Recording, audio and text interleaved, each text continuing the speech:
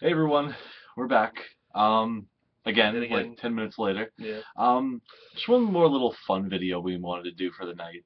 Um, we wanted to talk about, like we said in our last video, some of our favorite cards. And at the same time, we're gonna stick to monsters because we love a lot of things in this game.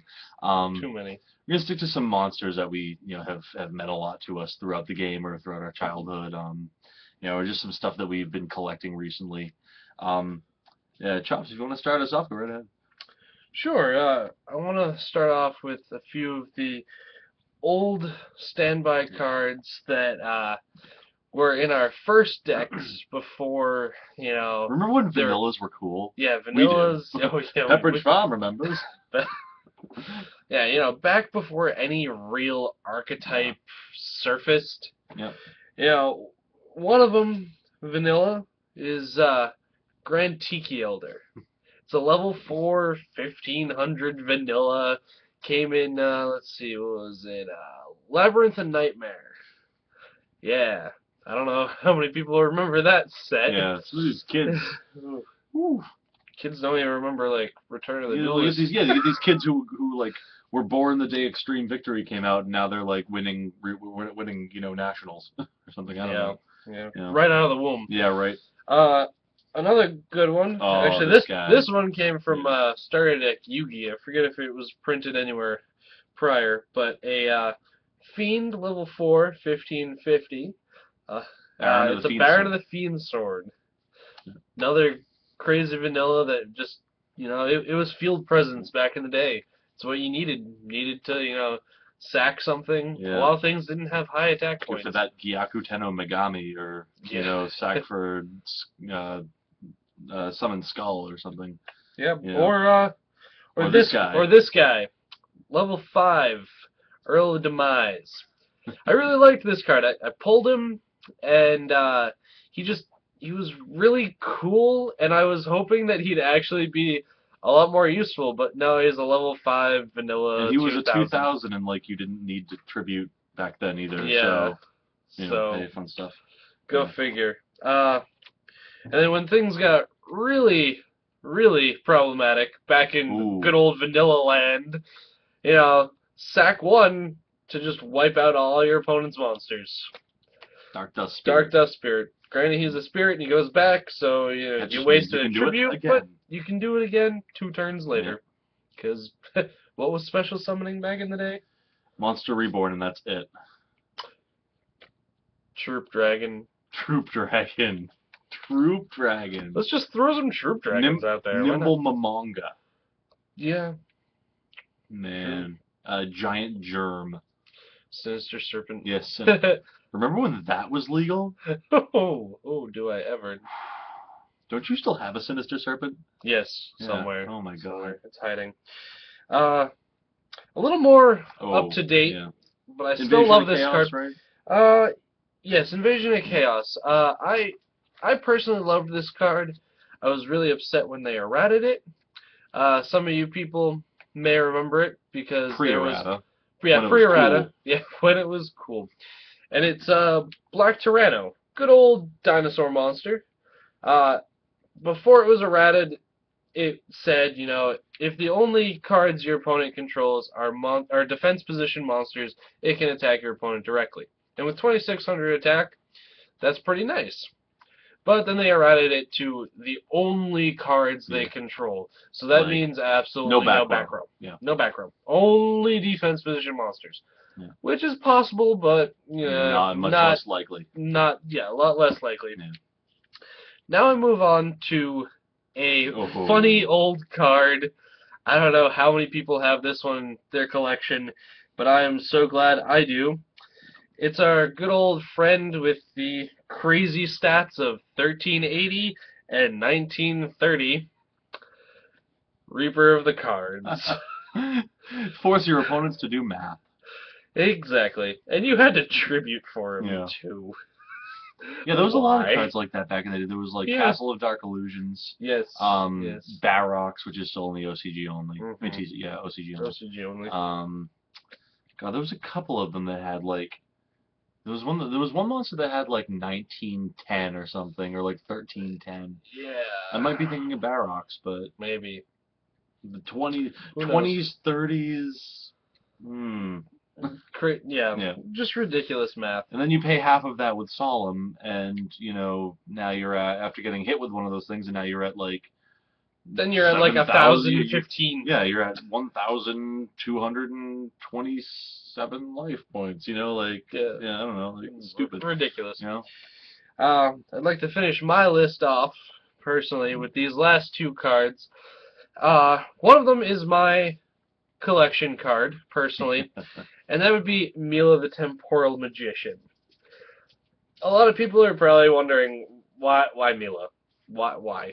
Because she looks like she just ate something really awful. That face is busted. That face is like, I'm just not happy right now. She looks like she's ready to, like, hurl those 1,800 attack points all over, whatever of course. unfortunate creatures on the other side of the field. Exactly.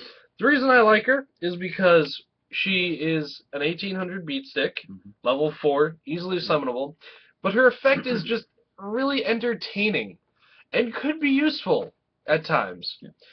When she's normal summoned, select one card on your opponent's side of the field, face down, spell or trap, and look at it. Then replace it back down. And this cannot be activated too. So, you get a free peek at one card down on your opponent's field. Yeah. And they can't be like, oh, no, I'm not letting you do that. Yeah. Chained to whatever. I mean, granted, yes, she's bottomlessable. She's, you can solemn her if you want. But, really, you might want to know if you're swinging into the deep prison or not. Exactly, yeah, you definitely want to know if you're swinging into the deep prison, if you're swinging into that mirror force, something else that they might have just chilling down there. It's good to know. Yeah. And then, lastly, everybody's got to have that fun kawaii card. That's what people look for these days. Everybody loves that dark magician girl. Well, I personally like Blizzard Princess. She's not just good to look at with her crazy ball and chain of ice. She's also very useful. Tribute 1 spellcaster for her, 2,800 beat stick, and then it's a cold wave effect. You can't activate spell traps. Nonsense. Broken. Pretty broken. Yeah. Going in the prophecies. Yeah. Can be great. That and like Sorcier de Fleur and all that fun stuff. Of course, of course. Alright, so what I have here is, one thing you're going to find out about me pretty quick is that when I was a kid, I was all about fiends. Like, as you can see, we got some of our old favorite fiends right there. Personally, one of the first real decks, like when I started playing competitively, I ever remember having is the Archfiends. Things like, these guys right here. You got, your Skull Archfiend of Lightning. You got Vilepon up in the middle here, and Archfiend Soldier, which I actually kind of was thinking about doing some interesting Rescue Rabbit plays with that. Actually, no, never mind. I don't want any type of rabbit to touch my evil demons from Pandemonium. But yeah, these guys were, when battle was happening, like when the game was actually about, fighting with your opponent's monsters, you couldn't stop it. They had dice rolling effects that could really do some, hilarious damage if they were targeted for an effect. You could add in things like dice reroll. At one point, I had turned it into like a gamble deck with like snipe hunters, and I brought the deck back for a while, and it was fun. It just got to the point where the game got too fast, and you can't, not enough negation in the world could save that deck. I made it synchro for a little while. It was just, right when synchroing first started. That deck lasted me for a long time. It grew and evolved. And I will forever love those monsters. And mark my words, someday the Archfiends will see a return. There will be something, I don't care, some random obscure card from 1,000 years from now. Well, 20 packs from now, which will be like 1,000 years. 1,000 years.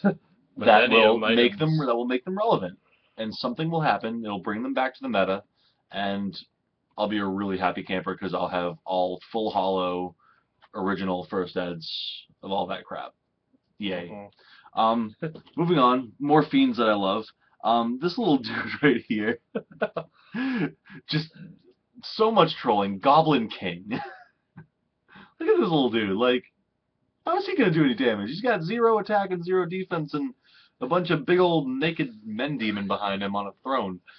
You know, he gains 1,000 attack and defense for. Ooh. Hey. 1,000 attack and defense for every fiend on the field except for him. I believe, yeah, that's what it is. Yeah, except for himself. And then you can't target another fiend type monster for an attack. Right? There's another fiend I'm thinking of. I'm like screwing up. Yeah, right. Yeah, this card cannot be attacked as long as you control another fiend type monster. I was gonna screw up. You just throw down 2 Goblin Kings and whoop-de-doo, you get yourself a little lock there. You know, it's super fun. Gets really big really fast if you can find a way to swarm the field. Like adding in 1-for-1 to any deck that includes Goblin King can really give you a strong finisher after you're throwing out a bunch of special summons. Give you at least a 3,000 beater there. He's a lot of fun. Probably my oldest friend is sitting right here in my hand right now.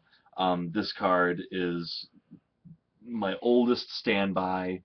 Got me out of a lot of tough situations. And its name is Dark Necrofear. Nice little DT version. Ooh, you can see the sparkles. That's cool. That card got me out of so many jams. Special summonable 2200, 2800 blocker. When it's destroyed by battle, you take the opponent's monster. It's like, what's not to like? You know? Banish 3 fiend type monsters and just go for it. That card got me out of so much trouble. And just looking at it, just holding it, it's like I would run that card forever. I would run that card at 3 in any fiend deck. That's right, Dark Worlds. I'm talking to you. No, I'm not really talking to you, but okay. But moving on. So I have some collection stuff here now. Let me show you one page. This card came out recently in Generation Force, and I just fell in love with it like that. It's just the funniest little thing, and it actually serves a lot of function in many decks now that Exceeding is now popular. Goblinberg. Gaze upon the glory of the Goblinberg army. Luftwaffe. Yeah, the Luftwaffe. I have another page here. I got a couple more on this next page. It's just that one card that I just couldn't help but love and have fun with. And then this next card that I've been collecting is something a little bit older, but it's my favorite artwork of all time. You know, funny or serious or whatever. And its name is Sonic Duck. Gaze upon the majesty that is Sonic Duck, with his little power walking stride and magical bucket and cape. What's not to love? He's just this little. What is that? I don't even get it. It's just so a duck like with a bucket. Like, but no, like you can't hate on Sonic Duck. You can't say on Sonic Duck. Look how happy he is. He's like, he's just like, look at me. I'm just going, man. You can't stop me. I'm breaking the sound barrier without even, exerting my little ducky legs. And he's got a bucket on his head, man. Yeah, it's for protection. You can't hate the You can't go Sonic without, some sort of head protection. Oh, man. That's Sonic Duck, man. Also, Archfiend Marmot of Nefariousness, which is that hilarious little squirrel thing eating an acorn. But I don't happen to have any of those on me right now. I don't know why. It's foolish of me to even mention it. Oh, well. But yeah, so that opens up the question, what are some of your guys' favorite cards? Give us some ideas. Give us some fun stuff. Send us a video comment. Let us know what you think. Let's reminisce a little bit and get some nostalgia on and have a little fun. Yeah, so thanks for watching, guys. Yeah, again, leave us a video comment, like, subscribe, and we'll talk to you again soon. Excellent.